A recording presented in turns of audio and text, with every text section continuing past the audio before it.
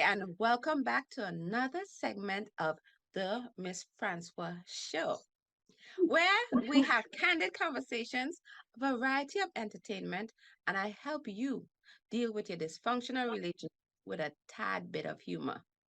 Guess what? I want to introduce you to our guest today. Her name is Tammy Kiekhaefer, and she is a well, I see I pause at psychotherapist people. She loves helping people to get over anxiety, depression, trauma, grief, domestic violence, and self-worth. After reading that, I'm pretty depressed right now and I may need some therapy. So maybe Tammy could help me today, right? I Hi, got you. Tammy. Hi, how are you? Fabulous as always, which is very easy Good. for me, but thanks for asking. Wonderful. One of the things that came to me when I read like your bio and all that good information for me was I used to love this guy. I'm from Trinidad and Tobago. Used to love this guy, and for my Caribbean people and my island people, he used to live down the hill, right? And I realized in every relationship going forward, the people that I'm attracted to tend to look like him. So with that is, how does your first relationship affects the people you choose and going forward in relationships? I think that's so interesting because when you fall in love, everything is just wonderful. And you can't wait to get up in the morning and you just want to talk to that person all the time. And that first relationship often comes to an end and it's so hurtful. It's so painful. I think that you draw from all of your relationships as you go on in your life, but that first relationship, it hits you differently because you're so vulnerable. And you don't have a lot of baggage typically. I mean, you do from your childhood and family stuff, which kind of plays into it also. But you don't have that baggage in your first relationship, and so you're just super carefree, but when it ends it's super painful. So a lot of times you'll be attracted to the same kind of person going forward because maybe you're trying to fix the first relationship, or in what I really believe in is how you grew up in your family roles, whether you're the helper or the hero, or you're attracted to a certain type of person Mm, because you're out there kind of fixing yourself, and finding that role where you can get into bad relationship after bad relationship because maybe yes. you're trying to fix everyone around you instead of saying, hold on a second, what do I need to do for myself? Or, and so that's why it's so, so important to understand who you are, where you came from, and get that level of confidence before you go out there and date. But like for me, I'm super confident. I don't know what the problem is. I guess it must be me, like you said. It's something I maybe need to fix in myself. But even in talking about that relationship, sometimes people like to go backwards and maybe try again. How do you differentiate? Oh, is certain rules or certain things has to happen in that relationship so you know never to go back? Or is there instances where you might want to give it a second chance, and should you, knowing why you broke up in the first place? I think it depends. I think that it takes two people to make a relationship works, and it takes two people to make a relationship fall apart. So if Mm, you have a breakup with someone and you did so much learning about yourself and the other person did so much learning about themselves, and you come back together and you say, I got it. I understand why I did what I did, and the effort is being put in, I think that it might be able to work out for sure. And I think that when I'm saying it takes two, there's a part of us who we end up putting up with that behavior. There's these little red flags that when you fall in love, and I think it's that first 6 months that everything is just perfect and you don't want to see anything. And so you go through and you're like, that's okay, it's a red flag, but I'm gonna forget that one because I love this guy. And so you just miss all of these red flags, and that is the most important time that you've got to pay attention. So if you're with some guy and he's checking out everybody and you're like, no, maybe he's just has a tick in his eye or something, like, don't do that. Pay Okay, attention. so that's what you say when it takes two. So it's not that other person is cheating or doing anything so wrong, but they were red flags that they should have seen in the beginning to Mhm. realize this might not work out. Okay, because a lot of time when people say take two, you could take that in different ways, like, oh, you did something wrong and that's why this is Yeah. what happened. No, Got I you. think sometimes some people feel like it's better to be in a bad relationship than no relationship at all. And that's just their own confidence. Like they can't be alone. And so they put up with all kinds of bad behavior. 0 to 3 is the attachment where you're really learning how to trust. But Right. 4 or 5, the rest of your childhood is how you're learning to live, how you're learning to socialize, how you're learning to feel about yourself. Okay, I'll try to remember that on the next person I choose, okay? Yes. But I'll I'm help you. definitely I'll gonna help have a you. conversation with my parents though. Okay? Ah, with that said, right? With all the stuff that we're trying to work on ourselves, so how do what's some of the things we should be doing to definitely get ourselves in the right frame of mind or emotionally and mentally to start to get back out there to date, even before we even consider dating? What is some things we need to be doing? I think knowing what you want, and it's not just, I want that tall, dark, and handsome. It's not that. Well, it is, but it's, but that's a sliver of it. But I mean, you have to think about how when if you feel respected, what does it look like? If you feel appreciated, what does that actually look like? There's got to be chemistry. You wanna know that person, or just have an idea of what you your own morals and values. I call it your non-negotiables. So when you're going back through all your past relationships and you're picking out like this is exactly what I want and this is not what I want at all, and you're collecting all your information, you're actually building your non-negotiables. And when you get into a relationship, if you already have that framework set, then you meet someone and their little red flags, their big red flags, they'll hit you. They'll hit you right in your face because you know what you want going forward, you know what you absolutely don't want going forward, and you don't negotiate. That's why they're your non-negotiables. Let me ask you a question. When you first meet someone, you tend to be attracted to the person. If there is, maybe you have, say, great conversation and you have a lot of things in common with this person, but you're not attracted to them physically, is that have potential to still work? And or how could that work? I think so. I mean, think about when you've seen some guy and just hot, and just you're just like, I want that. And then you go over and you start having a conversation, and it is like dull, nothing in common, or he's super cocky and just narcissistic, or I mean total turn off. And so all of a sudden what you thought was just this amazing looking guy, he all of a sudden you're like, "Ugh, that's not going to work." And same vice versa. I mean, I think that chemistry has to be there for sure. But I think that the attraction can also grow when there's that deeper connection with somebody. Yes, well, like you use the word chemistry because sometimes I think we all mix up attraction, chemistry, like so extreme chemistry and how you view it or how you see it or how people should see it. I think chemistry is a vibe. It's an energy, and I think when we all have, I believe we all have this like energy space, and you put this energy out, and when you're feeling, I guess this is another thing when you're out there dating, when you're not confident and just like, I just want to be in a relationship and I'll pick you, that energy that you put out is is likely going to attract the same kind of energy back, and that might not be the best relationship. But when you're confident and you just feel good about yourself, you put out a totally different energy, and I feel like that's matched. And so that energy that you're putting out is that vibe, is that chemistry, and you just feel it. It's just a feeling that you get, and I think you And have to pay attention to it. both people feel it. That's ideal. Okay, Yeah. because a lot of these days a lot of people seem to be feeling it for me, but I'm not feeling it for them. So Mm. that's that's another issue. Is that a childhood issue, So Tommy? no, you're Should I putting lay out on your this couch?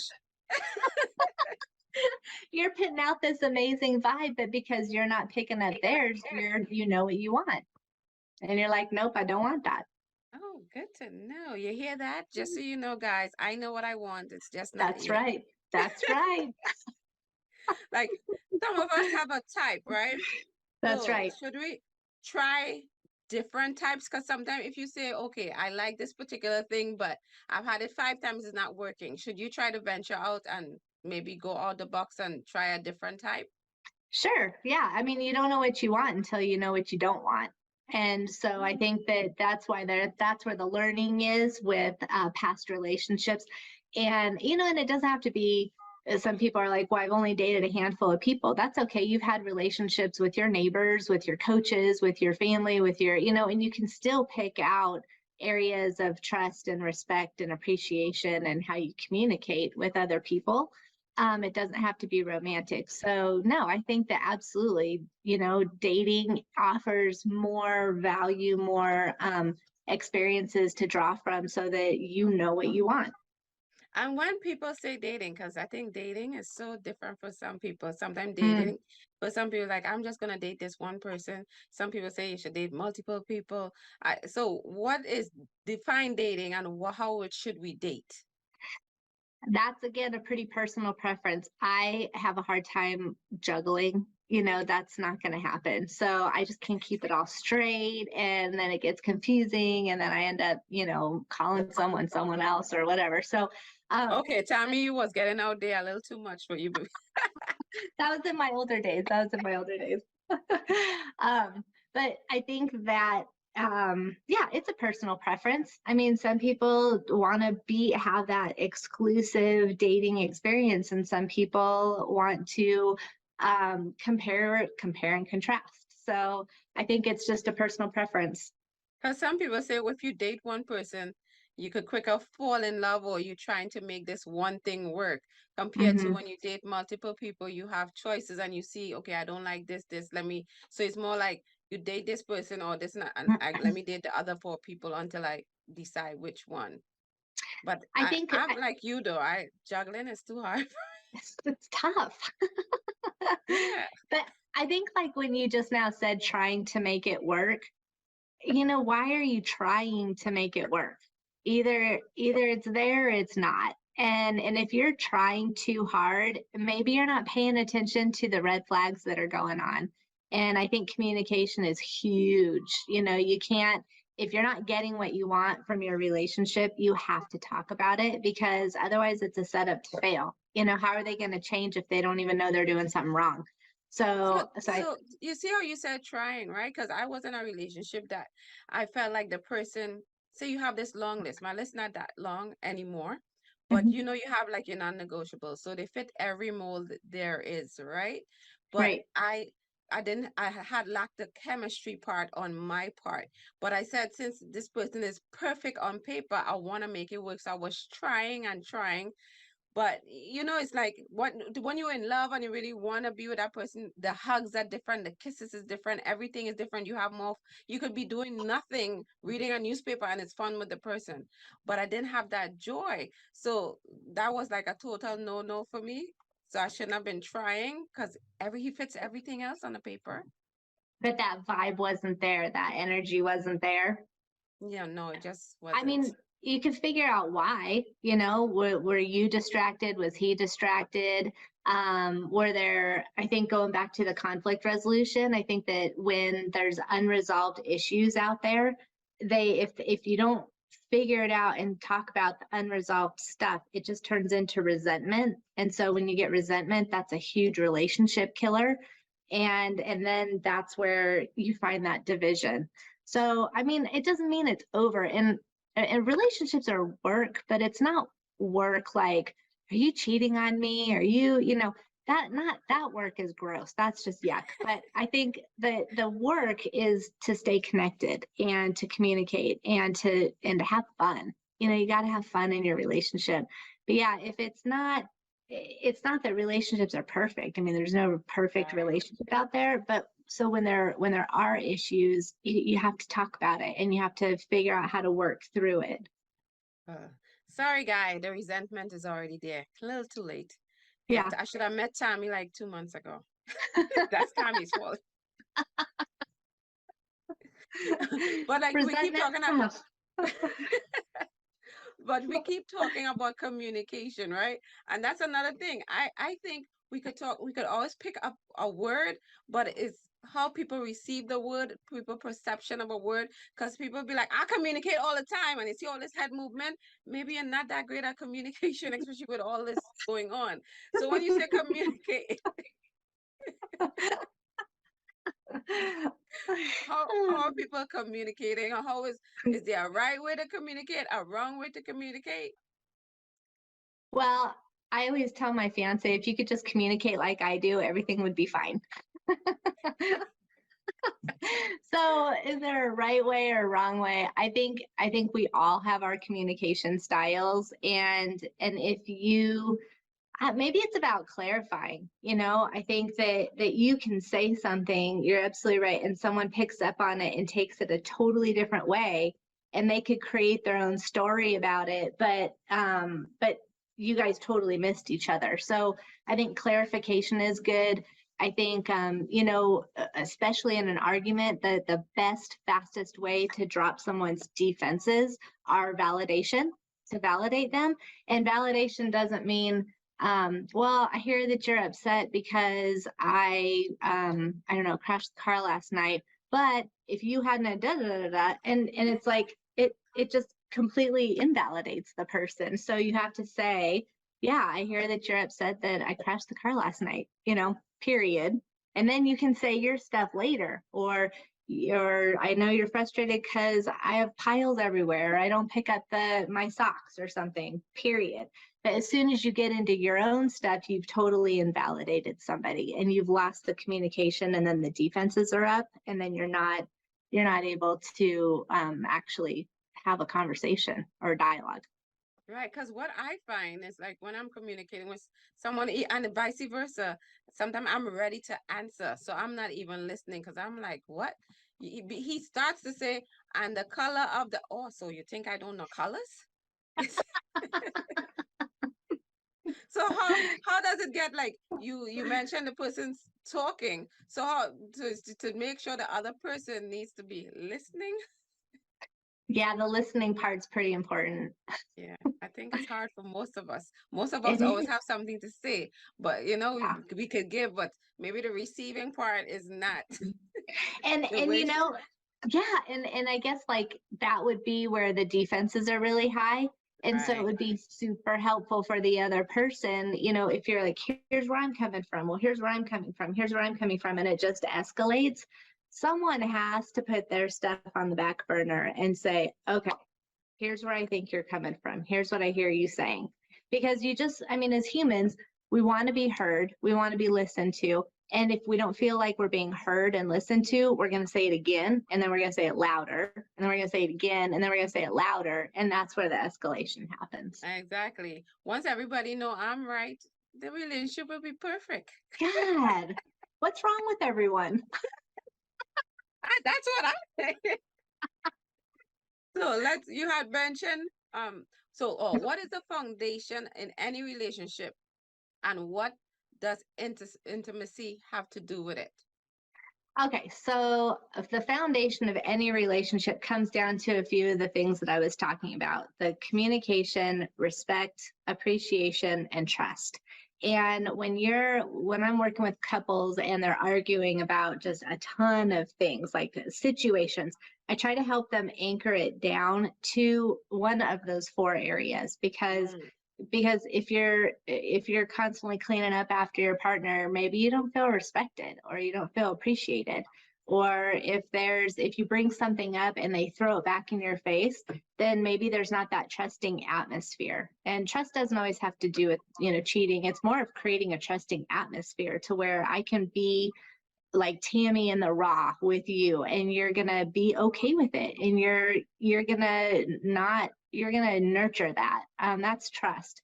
So I think that I have a diagram that I can show you with foundation of a relationship are these 4 things: Okay. communication, appreciation, trust, and respect. And when any of these quadrants are compromised, intimacy is the first thing to go, and it can be the last thing to come back. And just to clarify that, intimacy is what separates your relationship with your partner versus the guy that sacks your groceries. You still have a relationship with other people in your life that the foundation matters, those 4 things. But in a romantic relationship, that intimacy requires all these things going on. And so when when people come to me in couples counseling, they're like, we never have sex. We don't have sex. I don't want to have sex. And we talk about, well, are you feeling appreciated? Are you feeling respected? Are you guys communicating? Do you feel like there's trust? And oftentimes those areas are very compromised. Wow. So I want to go from the lack of intimacy to a little, just let's talk about a little about toxic relationship. Because again, toxic relationship could be seen different ways to different people. So what constitutes a toxic relationship, first of all? When we think of toxic relationships, it's a lot about tapping into those abusive qualities, whether it's verbal abuse, emotional abuse, mental abuse, physical abuse, sexual abuse, time abuse, spiritual abuse. There's many different types of things, but of types of abuse. And a lot of times when people think of abusive relationship, they only think of the physical kind, but really relationships hardly ever start out with the physical abuse right away, because you've got enough confidence in yourself typically to say, I'm out of here. But what happens is they start with a little bit of mental, a little bit of verbal, a little bit of emotional abuse, and it just makes your confidence deteriorate. And so you stop trusting your gut feeling, you stop trusting your intuition, and you end up making excuses or putting up with it, or thinking that it's your fault that you're doing something. And then you stay, and then eventually the physical part happens. So toxic relationships, I think there's a spectrum, and it can be very, very mild, and then it can be very, very severe. So I think of, and that's what you're saying, toxic relationship, it's such a vague term, like, what does that even mean? And I guess to the point when you start second guessing yourself, or you're questioning, why am I in this relationship? There's issues, there's things to be talked about. When you're putting that effort out there to try to work on a relationship, and it's just met with a brick wall, and it's met with, well, you're the problem and you need to figure it out, that's toxic. Maybe the narcissistic personality, that gaslighting behavior that goes on, Because like you mentioned, narcissistic and gaslighting is a word that I recently hear all the time now. And so same thing, like break down what, or an example of what gaslighting is and what a narcissistic attitude would be in a relationship. Narcissistic attitude is basically, behind narcissism is a ton of insecurity.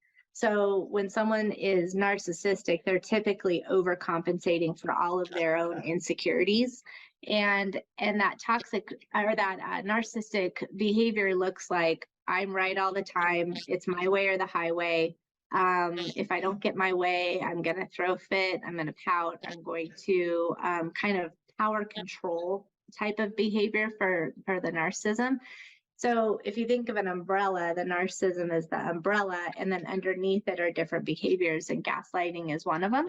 So gaslighting, it looks like, it can come across as love bombing. Like, you were talking about your 10 roses a day, and it was just like too much. And it makes you feel like you're up on this pedestal. And sometimes, of course that feels good. But then if all of a sudden you get dropped and just, I don't know, maybe he would turn around, not this guy, but maybe he would turn around and be super mean. And then you would think, God, I just got all these flowers and now you're really mean. Now you just accuse me of cheating on you. Like, I don't even understand what's happening. Gaslighting can be confusing the situation to make you second guess yourself. So So they might present something, a story, and it just doesn't make sense. And it's like, wait a minute, you get confused in what they're trying to tell you, or why they're mad at you, or what's wrong. A lot of times that's because they're skirting ownership, they're skirting responsibility and accountability. So they make you feel like it's your fault. Gaslighting is a ton of manipulation. You stop trusting your intuition, because they might say, well, we did have plans. You say, oh, I'm going to go out with my girls tonight at 5 o'clock. And he might go, we had plans. We made plans 2 weeks ago. And in your heart of heart, you didn't have plans. You checked your schedule, you checked, but you're second guessing yourself. Right. So what I definitely gonna come away with is, do not, if you have to start second guessing yourself in any relationship, if you have to start trying so hard and thinking so hard, it's just not necessarily worth it. Basically, is that safe to say?